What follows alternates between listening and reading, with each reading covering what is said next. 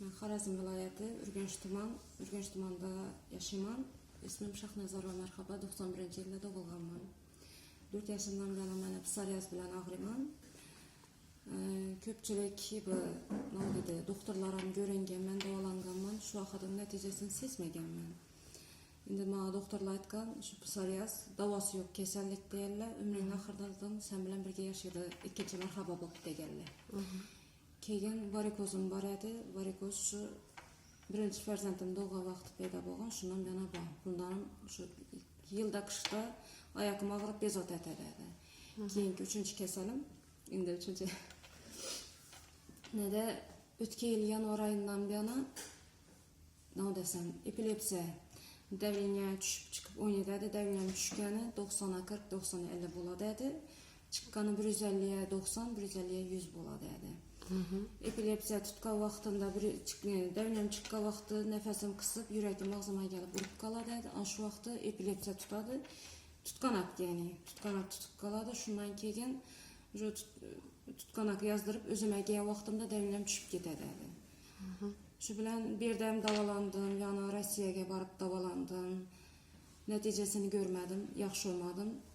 Endi undan keyin beri уже oktyabr oyida geldim. Oktyabr oyida 20-chislosida kelgan bo'lsam, undan keyin ham doktorga ko'rinib, davolanib yurdim. Уже baribir shu kallam og'riq qolmadi, davleniyam tushmadi, o'zine kelmadi.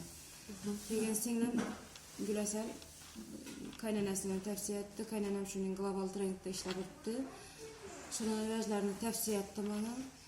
Qaynonam yana borib dedi, shuni bir gaplashib ko'ring, Global Trendning ilaclaridan, mahsulotlarından bir içip ko'ring, qani siz ham balkim yaxshi bo'lib ketarsiz deb aytdi. Keyin men so'rabgan yana keldimdan ishonmadim. Nima uchun desa, shu 1 yildan beri har xil dorilarni ichib, уже netmedim. İşankıramin geldim. Geldimden bedeki doktorlar bilen gaplashdim, men so'rabgan o'zi bilan gaplashdim. Beda bo'lib turgan natijalarini gördüm. Уже Telegram kanalına ülediler. Telegram kanalındaki natijalarini gördümden beda mahsulotni alıp ketip ertangidan başlap içip başladım. İçip başladımdan Xudoga şükür, уже 3 aydan beri içip turgan bo'lsam, başlapkı 2 ayında, 1-chi ayında уже her haftada 4-5 qator tutib turgan bo'lsa, 2-chi ayında 2 qator tuttu. 1-chi ayında 2 marta tuttu, keyingi ayında 1 marta tuttu. Davleniyam ham asta-asta yaxshi bo'ldi. Уже yanvar ayının başından уже o'zim sezdim. Yuragim urib qolib turganim, davleniyam tushib chiqib o'ynaganim bezovta etmedi meni, epilepsiyam bezovta etmedi. Xudoga shukr, endi yaxshiman. Sizlar ham tavsiya etaman, Global Trend mahsulotlaridan kelib sizlar ham ichishlaringizni, sizlar ham sog'lom bo'lishlaringizni tavsiya etaman. Hammasine şurada o'tirganlarga hammasine rahmet aytaman. Men yaxshi bo'lib ketdim, Xudoga shukr.